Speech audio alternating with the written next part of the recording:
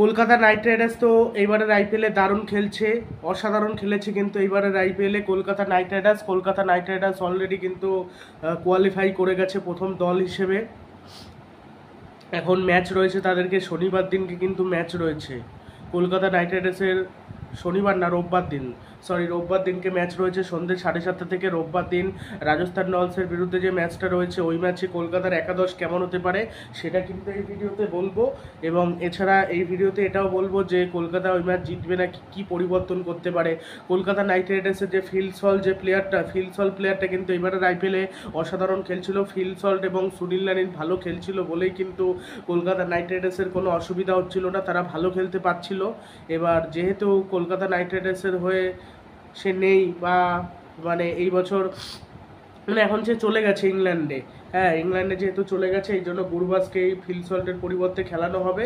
এবার ফিল সল্টের পরিবর্তে গুরবাজ কতদূর কী পারফরমেন্স করতে পারে সেটার উপর অনেক কিছু নির্ভর করছে। এবার রাজস্থান রয়্যালসের বিরুদ্ধে তো খেলবেই, গুয়াহাটিতে ম্যাচটা হতে চলেছে। পিচটা কিন্তু অতটা ব্যাটিং সহায়ক পিচ হবে না, এবং ওই পিচে গুরবাজ কীরকম ব্যাটিং করে সেটার উপর অনেক কিছুই নির্ভর করবে, কলকাতা কেমন খেলবে না খেলবে। এবার গুরবাজ যদি প্রথমের দিকে আউট হয়ে যায়, সেক্ষেত্রে ভেঙ্কটেশ আয়ার, শ্রেয়াস আয়ার বা বরুণ চক্রবর্তী তো বোলার, মানে বোলিং তো ভালো করতে হবে কলকাতার। এছাড়া ব্যাটিংয়ে বাকি যারা রয়েছে, অ্যান্দ্রে রাসেল, রিঙ্কু সিং অ্যান্দ্রে রাসেল সেইভাবে পারফরমেন্স করতে পারছে না এই বছর। মোটামুটি ওই ওপেনাররাই যা ভালো পারফরমেন্স করে দিয়েছে, আর ফিল সল্ট এবছর যা পারফরমেন্স করেছে, মানে কেকেআরের ফ্যানরা খুবই মিস করছে। আর গুরবাজ বলেছে আমি ফিল সল্টের মতনই পারফরমেন্স করার চেষ্টা করব, ওরকমই কিন্তু ভালো করার চেষ্টা করব। আর কলকাতা নাইট রাইডার্স মানে এইবারে যে আইপিএলে 1 নম্বরে টেবিল টপার হয়েছে, অন্য কোনোবার কিন্তু টেবিল টপার হতে পারে না। অনবদ্য খেলে কিন্তু মানে মানে অন্যবার কিন্তু অনবদ্য আর কি খেলতে পারে না, এইবার কিন্তু অনবদ্য খেলেছে, জাস্ট কোনো কথা হবে না। সেরা পারফরমেন্স করেছে এই বছর অ্যান্দ্রে রাসেল, তারপর হর্ষিত রানা, বৈভব অরোরা প্রত্যেকে কিন্তু উইকেট নিয়েছে, ধারাবাহিকভাবে খেলেছে, বেশ ভালো লেগেছে আমার। মানে অনবদ্য, আমার না, প্রত্যেকটা কলকাতার ফ্যান হয়তো এই জন্য খুব ভালো লেগেছে, এই জন্য মানে অনবদ্য খেলেছে, মানে তাদের কাছ থেকে এত ভালো খেলবে এটা আশা করতে পারিনি। তবে আমি ভেবেছিলাম গৌতম গম্ভীর যখন এসে গেছে নিশ্চয়ই ভালো কিছু হবে বা ভালো কিছু আশা করা যেতে পারে। তবে এত ভালো কিছু আশা করা যাবে এটা আমি ভাবতে পারিনি। মানে এক কথায় বলতে গেলে অনবদ্য লেগেছে কলকাতার খেলা। সেই জন্য রাজস্থান রয়্যালসের পরিবর্তে দুটো পরিবর্তন হয়তো হতে পারে, ফিল সল্টের পরিবর্তে গুরবাজকে আনা হতে পারে, আর হয়তো বৈভব অরোরাকে একটা ম্যাচে রেস্ট দেওয়া হলো, বা এটাও হয়তো আমরা দেখতে পারি যে দুষ্মন্ত চামিরাকে একটা ম্যাচে খেলানো হলো মিচেল স্টারকে রেস দিয়ে, আর বৈভব অরোরাকে রেস দিয়ে চেতন সাকারিয়াকে খেলানো হলো, আর হর্ষিত রানা তো খেলবেই, বরুণ চক্রবর্তী, নারিন এরা খেললো।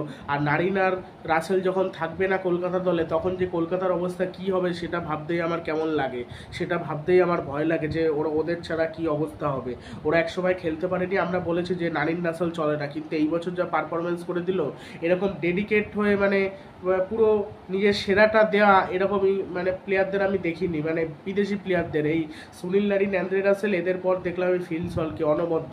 গুরবাজও করেছিল, বাট সে সেরকম কোয়ালিটির প্লেয়ার না, তার অ্যাভারেজ থাকবে 22-24, স্ট্রাইক রেট থাকবে 140-এর উপরে। সে সেইভাবে মেরেই ব্যাটিং করুক না, মেরে ব্যাটিং করলে যদি 20 বলে 30-32 রান করে দিয়ে যায়, সেটাও আমি বলবো ভালো। গুরবাজ কিন্তু তার সেই ক্যাপাসিটিটা গুরবাজের মধ্যে রয়েছে। এবার কোয়ালিফায়ার 1 ম্যাচটা কলকাতার পড়তে পারে, হয় হায়দ্রাবাদের সাথে পড়তে পারে, নাহলে রাজস্থান রয়্যালসের সাথে পড়তে পারে, এই দুটো টিমের সাথে পড়তে পারে। এবার কার সাথে পড়বে সেটা বলা মুশকিল। আর রোববার দিনকে এই দুটোই কলকাতা চেঞ্জ হতে পারে, আর চেঞ্জ হবে না। আর রাজস্থান রয়্যালস সিমরন হেটমায়ারকে ফিরিয়ে আনে নাকি সেটাই দেখার বিষয়। ওই ম্যাচটা জিতলে কিন্তু তারা 2-এ থাকতে পারবে, না হলে কিন্তু সমস্যা আছে।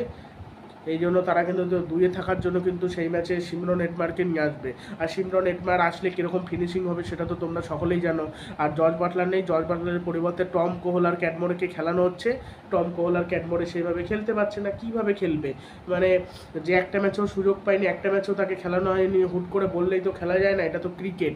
এটাই হলো সমস্যা হয়ে গেছে, এটাই সমস্যা হচ্ছে। তবে সঞ্জু স্যামসন ভালো অধিনায়কত্ব করছে, বাট লাস্ট 4টে ম্যাচে হেরে গেছে তারা, মানে খুবই জঘন্যভাবে। একসময় মনে হচ্ছিল রাজস্থান রয়্যালস এবং কলকাতা নাইট রাইডার্সের মধ্যে এবারের আইপিএলে ফাইনাল হবে, কিন্তু সেটা মনে হচ্ছে হবে না। আর 1 বা 2 নম্বর টিমই কিন্তু কলকাতায় বেশিরভাগ সময় চ্যাম্পিয়ন হয়েছে, বেশিরভাগ সময়। আর 3 নম্বর 4 নম্বর দল চ্যাম্পিয়ন হতে পারেনি, ফাইনালে গিয়ে হেরেছে, না হলে কোয়ালিফাইড ম্যাচ হেরেছে বা এলিমিনেটর ম্যাচ হেরেছে। যারা একটা করে সুযোগ পাচ্ছে তাদের কতটা অসুবিধা, মানে কোয়ালিফায়ার এলিমিনেটর খেলে আবার কোয়ালিফায়ার 2 জিতে তারপর ফাইনালে দিতে হচ্ছে, কতটা কঠিন। আর আমি একটা জিনিস বলে রাখি, নিয়মটা অনেকেই জানে না, 4টে দল 1 বা 2 যারা থাকবে তারা কিন্তু একটা সুযোগ পাবে হারলে, মানে কোয়ালিফায়ার 1 যে ম্যাচটা হবে, কোয়ালিফায়ার 1-এ যে ম্যাচটা হারবে, যে হারবে সে কিন্তু এলিমিনেটর খেলতে ওই 3 নম্বর 4 নম্বর, এলিমিনেটর না কোয়ালিফায়ার 2 খেলতে, কোয়ালিফায়ার 2 রাউন্ডে চলে যাবে। আর ওই এলিমিনেটর ম্যাচ খেলবে কিন্তু 3 নম্বর 4 নম্বর যারা দল রয়েছে, 3 নম্বর 4 নম্বর দলে যে হারবে সে কিন্তু বাদ চলে যাবে, আর যে জিতবে তার সাথে ওই হারলো যে সে একটা সুযোগ পাবে, মানে তারপর দুটো টিমের মধ্যে খেলা হবে, সে ফাইনালে যাবে। আর প্রথম কোয়ালিফায়ারে যে জিতবে সে তো ফাইনালে চলেই গেল, মানে এটাই হলো ব্যাপার। মানে 1 আর 2-এর সাথে খেলা হলে যে জিতবে সে চলে গেল ফাইনালে, তারপর যে হারলো তার সাথে এলিমিনেটরের মধ্যে যে জিতলো, যে হারলো সে তো বিদায় নিল, আর যে জিতলো তার সাথে খেলা ওই হারার, তারপর যদি জেতে তাহলে ফাইনালে চলে যাও, তারপর তো চ্যাম্পিয়ন হয়ে গেল। তারপর মানে এই 3 মাসের জার্নি শেষ, তারপরেই হতে চলেছে টি-20 ওয়ার্ল্ড কাপ শুরু।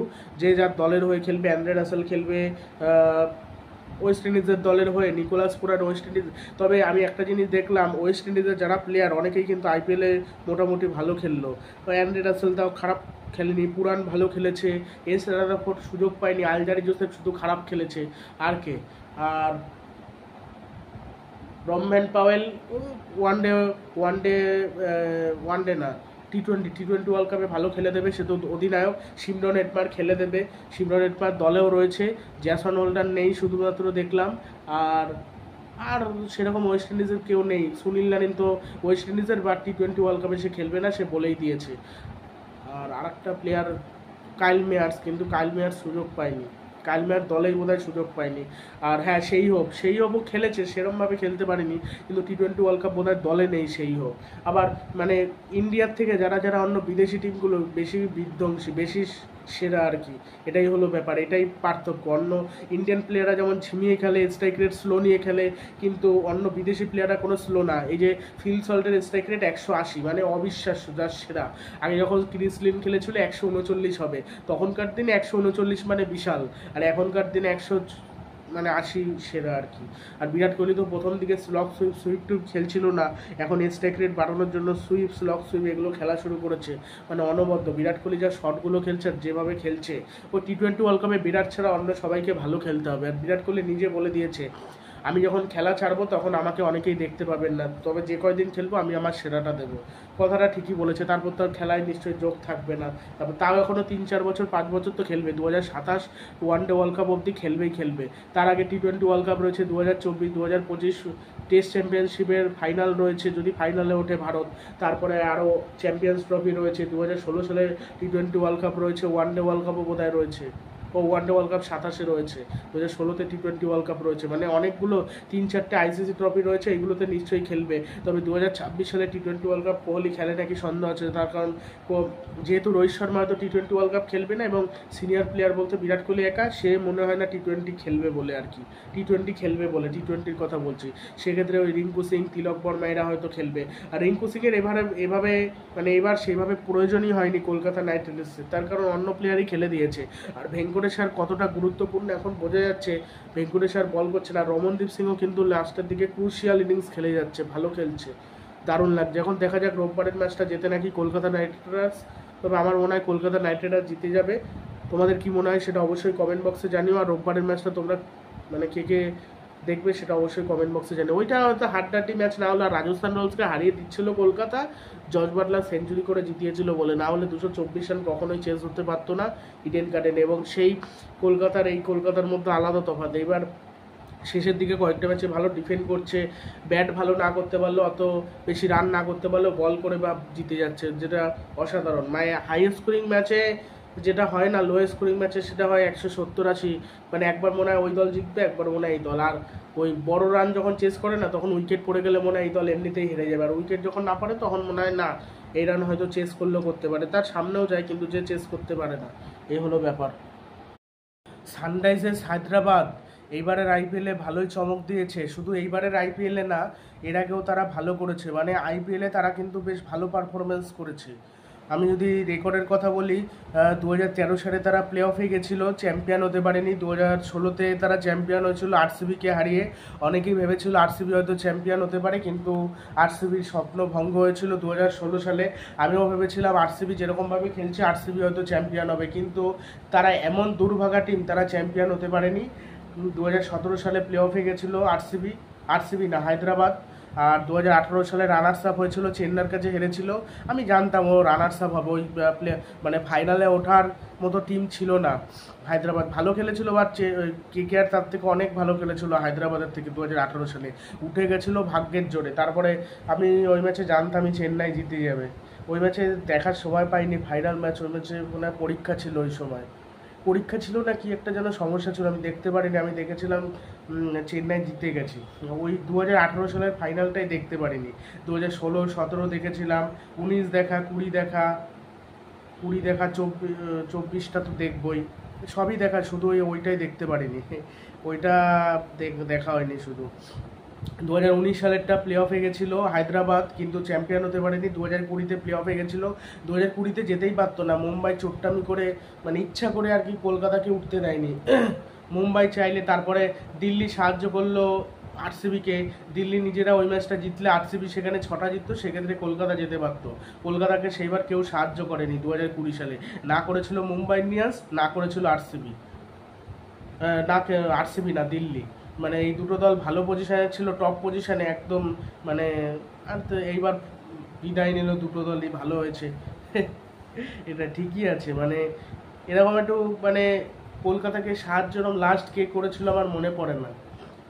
আর এবার ইচ্ছা করে যদি মানে আমি চাই রোববার দিনকে একটু হেরে যাক, তাহলে চেন্নাই এবং হায়দ্রাবাদ, চেন্নাই আর হায়দ্রাবাদ এরা কেউ দুয়ে যেতে পারবে না। আমি চাই রাজস্থানই থাকুক, ইচ্ছা করে একেবারে এত জঘন্য খেলুক, ইচ্ছা করে ফালতু খেলুক, যাতে রাজস্থানকে জিততে সাহায্য করুক। রাতে জিতলেই টপ 2-তে থাকবে রাজস্থানকে জিততে সাহায্য করুক, আমি এটাই চাই নিজেদের সুবিধার জন্য। 2020 সালে প্লে অফ, আর 2024 সালেও প্লে অফ। এই শুধু 21, 22, 23-এ যেতে পারিনি। আগেরবার অ্যারিন ম্যাকরাম ক্যাপ্টেন ছিল, ভালো ক্যাপ্টেন্সি করতে পারিনি। মানে অস্ট্রেলিয়ার অধিনায়কের নেতৃত্বে, মানে অস্ট্রেলিয়ার কোনো প্লেয়ার যদি অধিনায়ক হয়, সেক্ষেত্রে কিন্তু হায়দ্রাবাদ ভালো খেলে। এর আগেও আবার ডেভিড ওয়ার্নার ভালো ক্যাপ্টেন্সি করেছে, প্যাট কামিন্স এবার সত্যি খুব চমক দেখিয়েছে। এবার চ্যাম্পিয়ন হতে হয়তো হায়দ্রাবাদ পারবে না, চ্যাম্পিয়ন হওয়ার মতো টিম হায়দ্রাবাদ নয়। ওই খেলা ওরকম পিচ পাবে না, ওরকম যেরকম পিচে খেলে এসছে হায়দ্রাবাদ, ওরকম পিচ পাবে না। এখন দেখা যাক কি হয়। তবে আমার মনে হয় তারা চ্যাম্পিয়ন হতে পারবে না। এবং ফাইনাল আমি চাই রাজস্থান রয়্যালস আর কলকাতার মধ্যে হোক, আর রাজস্থান কলকাতার মধ্যে কোয়ালিফায়ার ম্যাচও হোক, এটাই চাই। আর চেন্নাই আর হায়দ্রাবাদ বিদায় নিক, এটাই ভালো হবে। আর চেন্নাই আর কলকাতা হলে সেটা খুবই ভালো হয়, তবে হেরে গেলে খুবই কষ্ট পাবো। সেক্ষেত্রে কী করে জিতবে কে জানে, মানে ওইটা ভয় লাগছে। একমাত্র চেন্নাইয়ের পিছে চেন্নাই হারাতে পারে কলকাতাকে। অন্য রাজস্থান হায়দ্রাবাদ উঠলো, কিন্তু হায়দ্রাবাদ আনপ্রেডিক্টেবল, আর রাজস্থান উঠলে রাজস্থান কলকাতাকে হারাতে পারবে না, আমি ড্যাম শিওর। চেন্নাই উঠলে চেন্নাই হারিয়ে দিতে পারে, তার কারণ যেহেতু নিজেদের পিছে খেলার সুবিধা তো পাবেই, সুবিধা নেবেও। আর ওই হায়দ্রাবাদ উঠলে কি হয় কে জানে, হায়দ্রাবাদ উঠলেও অসুবিধা নাই, কিন্তু চেন্নাই না উঠলেই খুশি হব। কেন, আমি কলকাতার সমর্থক হিসেবে চাইবো কলকাতা ভার্সেস সিএসকে না, আমাদের বদলা নেওয়ার দরকার নেই, আমরা হারতে চাই না, ব্যাস। আমরা তৃতীয়বার ট্রফি জিততে চাই নাই, মানে ওই উঠলো তারপর হেরে গেলাম, ওর থেকে খারাপ লাগবে, ওইটা যেন না হয়। আবার স্বপ্নভঙ্গ হবে 2021 সালে যেরকম হয়েছিল, এটা যেন না হয়, ব্যাস এইটুকুই চাইবো। এখন দেখা যাক কি হয়। আর আরেকটা জিনিস বলে রাখি, 1 জুন বাংলাদেশের বিরুদ্ধে টি-20 ওয়ার্ল্ড কাপের জন্য প্রস্তুতি ম্যাচ খেলবে ভারত, এটা জানা যাচ্ছে। এটা আর কি জানিয়ে দিলাম। আর 27শে মে থেকে কিন্তু টি-20 ওয়ার্ল্ড কাপের যে প্রস্তুতি ম্যাচগুলো শুরু হয়, সেগুলো শুরু হবে দলগুলোর মধ্যে, মানে ইংল্যান্ড, অস্ট্রেলিয়া, এগুলো দল। আর ভারত আর বাংলাদেশের মধ্যে কিন্তু একটা প্রস্তুতি ম্যাচ হবে। বাংলাদেশও মনে একটা প্রস্তুতি ম্যাচ খেলবে, আর ভারতও মনে হয় তাই খেলবে আর কি। দেখা যাক কি হয়। আর কালকেই তো রয়েছে চেন্নাই এবং আরসিবির মধ্যে ম্যাচ। ওই ম্যাচটা খুবই তো গুরুত্বপূর্ণ নকআউট ম্যাচ, এবং ওই ম্যাচে ফাফ ডু প্লেসি আর ঋতুরাজ গাইকোয়াড় ক্যাপ্টেন ঠিকই দুই দলের, কিন্তু তাদের কথা বলা হচ্ছে না, বলা হচ্ছে MS ধোনি বনাম বিরাট কোহলি। এর আগে 2021 সালে যখন ম্যাচটা হয়েছিল চেন্নাই এবং আরসিবির মধ্যে ম্যাচটা, ওই ম্যাচে তো আরসিবির অধিনায়ক ছিল বিরাট কোহলি। ওই ম্যাচে চেন্নাই বোধহয় জিতেছিল, এবং হর্ষাল প্যাটেল একাই কিন্তু ম্যাচটা হারিয়ে দিয়েছিল। বিরাট কোহলির দল হেরেছিল, আরসিবি হেরেছিল, চেন্নাই জিতে নিয়েছিল। এটা দারুণ ম্যাচ হয়েছিল। তবে মানে জাদেজা ভালো খেলেছিল, মানে জাদেজা ব্যাটে বলে ভালো পারফরমেন্স করতে ভালোবাসে আরসিবির বিপক্ষে আর কলকাতার বিপক্ষে। অন্য দলের বিপক্ষে খেলতে পারে না, কিন্তু এই দুটো দলের বিপক্ষে টার্গেট করে রাখে, এই দুটো দলের সাথে কখন খেলা পড়বে তখন কিন্তু ভালো খেলে দেবে। আর বিরাট কোহলির প্রশংসা করে মিসবাউল হক বলেছেন, আপনি যতই স্ট্রাইক রেট নিয়ে কথা বলুন না কেন, বিরাট কোহলি এমন একজন খেলোয়াড় যিনি জানেন কিভাবে একটি ম্যাচ জিততে হয়। বিরোধী দল যাই হোক না কেন, বিরাট কোহলির বিরুদ্ধে তারা নিরাপদ নয়। তারপর বিরাট কোহলি সেই ধরনের খেলোয়াড়, যত বড়ই সুযোগ তিনি সর্বদা বড় মঞ্চ বা চাপ থেকে অনুপ্রেরণা নেন। তিনি একজন শীর্ষ শ্রেণীর ক্রিকেটার, সে যে কোনো প্রতিপক্ষের বিরুদ্ধে তার পারফর্ম করার ক্ষমতা রয়েছে। আর বিরাট কোহলি পাকিস্তানের ওপর আধিপত্য ধরে রেখেছেন। বিরাট কোহলি পাকিস্তানের বিরুদ্ধে যেভাবে পারফর্ম করেছেন, বিশ্বের অন্য কোনো খেলোয়াড় এটা করে দেখাতে পারেনি। তিনি বরাবরই গুরুত্বপূর্ণ ম্যাচে আমাদের দলের ক্ষতি করেছেন। মানে যেখানে বিরাট কোহলির মানে অন্যান্য বিদেশি দলগুলো বা পাকিস্তানের প্লেয়াররাও এর আগে মোহাম্মদ আমির বিরাট কোহলির প্রশংসা করেছিল, সেখানে আমাদের দেশেরই কিছু লোক বিরাট কোহলির সমালোচনা করে, এটা ভাবতেই কেমন লাগে। মানে বিরাট কোহলির স্ট্রাইক রেট নিয়ে প্রশ্ন তুলতেই পারে, মাঝে মাঝে স্লো খেলে, হ্যাঁ সেটা পরিস্থিতি অনুযায়ী খেলে, কেউ কেউ আর ইচ্ছা করে তো স্লো খেলতে চায় না, হ্যাঁ এবার এটা পরিস্থিতি বাধ্য করে স্লো খেলতে, মাঝে মাঝে আবার মাঝে মেরেও খেলে। তবে বিরাট কোহলি একটা জিনিস দেখে ভালো লাগলো যে আগে স্লগ সুইপটাও খেলতো, সুইপটা কম খেলে, স্লগ সুইপটা বেশি। এখন আবার স্লগ সুইপটাও মারা শুরু করেছে, আগে মারছিল না, আগে শুধু কভার ড্রাইভ, তারপর কাট শট এগুলোই খেলছিল, তারপর পুল শট এগুলো টুকটাক খেলছিল, কিন্তু স্লগ সুইপ খেলছিল না, এর জন্য স্ট্রাইক রেট কম ছিল। এখন ওইগুলো খেলছে, এখন স্ট্রাইক রেট বেড়ে গিয়েছে। এরকমভাবে যদি টি-20 ওয়ার্ল্ড কাপে ব্যাটিং করতে পারে তো ভালো। এবার টি-20 ওয়ার্ল্ড কাপে বিরাট কোহলি আর রোহিত শর্মা ওপেন করে, নাকি যশস্বী জয়সওয়াল আর রোহিত শর্মা ওপেন করে, সেটা দেখতে হবে। যশস্বী জয়সওয়াল আর রোহিত শর্মা, 3 নম্বরে বিরাট কোহলি খেলে নাকি সেটা দেখতে হবে। ওটা খেলার চান্সই বেশি। যশস্বী হয়তো আইপিএলে ব্যর্থ হচ্ছে ঠিকই, একেবারে জঘন্য খেলেছে, বাট কে বলতে পারে হয়তো টি-20 ওয়ার্ল্ড কাপে কাঁপিয়ে দিল যশস্বী জয়সওয়াল। আর শুভমান গিলও তো খেলতে পারলো না সেইভাবে। লাস্ট ম্যাচে একটা সেঞ্চুরি করেছে চেন্নাইয়ের বিপক্ষে, কিন্তু শুভমান গিলকে নেয়নি স্লো খেলার জন্য, অতিরিক্ত স্লো খেলে, ওরকম স্লো খেলা চলে না। ঋতুরাজ গাইকোয়াড় আর গিল দুটোই একই ধরনের প্লেয়ার, স্লো খেলা। যশস্বী আবার একটু মেরে খেলতে পারে, যশস্বী একটু মারকুটে টাইপের প্লেয়ার, এর জন্য যশস্বীকে নেওয়া হয়েছে। মানে অভিষেক শর্মা যেরকম মারকুটে শুরু করতে পারে, আবার অনেকে বলতে পারে ভবিষ্যতে অভিষেক শর্মাকে ওপেনার হিসেবে টি-20 ক্রিকেটে যশস্বীর সাথে, আমার মনে হয় সেটা করলে খুব ভালো হয়। তার কারণ শুভমান গিল আর যশস্বী জয়সওয়াল ওপেন করুক ওয়ান ডে আর টেস্টে, আর এই টি-20তে চলে আসুক ওই প্লেয়ারটা অভিষেক শর্মা পরে সুযোগ পাবে। যে যুবরাজ সিং যে প্লেয়ারটাকে তৈরি করেছে এবং বলেওছে ভবিষ্যতে প্লেয়ারটা ভালো করবে, প্লেয়ারটার মধ্যে জোশ আছে, এবং আমি দেখছি তৈরি আর কি যুবরাজ সিং নিজে হাতে করে তৈরি করেছে প্লেয়ারটাকে, দেখা যাক। আর ভারতের পরবর্তী কোচ কে হয় সেটাই দেখার বিষয়। সেটা স্টিভেন ফ্লেমিং হতে পারে অথবা রেকি পন্টিং হতে পারে, এই দুজন আর কি বিসিসিআই রাডারে রয়েছে, এদের দুজনের মধ্যেই কেউ হতে পারে, দেখা যাক কে হয়। আর যদি আর কি স্টিভেন ফ্লেমিং কোচ হয়, সেক্ষেত্রে কিন্তু আগে যেমন মুম্বাইয়ের প্লেয়ার বেশি সুযোগ পেত, চেন্নাইয়ের প্লেয়ার কিন্তু অনেকেই সুযোগ পাবে। সেক্ষেত্রে আমরা দেখতেই পারি তুষার দেশপান্ডে বা হয়তো শার্দুল ঠাকুর আবার ফিরিয়ে নিয়ে আসা হতে পারে, বা ঋতুরাজ গাইকোয়াড়কে একদম ওপেনার হিসেবে সুযোগ দিল, করতেই পারে, বলা যায় না। এবার স্টিভেন ফ্লেমিং রোহিত শর্মার জুটি কতদূর কি জমবে সেটা নিয়ে একটা সংশয় রয়েছে, এবং রোহিত শর্মার পর কে অধিনায়ক হবে সেটা নিয়েও একটা সংশয় রয়েছে। আর রবি শাস্ত্রীও পরে কোচ হতে পারে, অবিশ্বাস্য কিছু না, আবার কোচ হয়তো কোচের জন্য যদি অ্যাপ্লাই করে হতেই পারে রবি শাস্ত্রী কোচ আবার। এবার কে ভবিষ্যতের ক্যাপ্টেন হয় সেটা দেখতে হবে। টি-20 ক্রিকেটে তো মনে হয় হার্দিক পান্ডিয়াকে করবে, সে যেইভাবে হোক ওই হার্দিককেই করবে।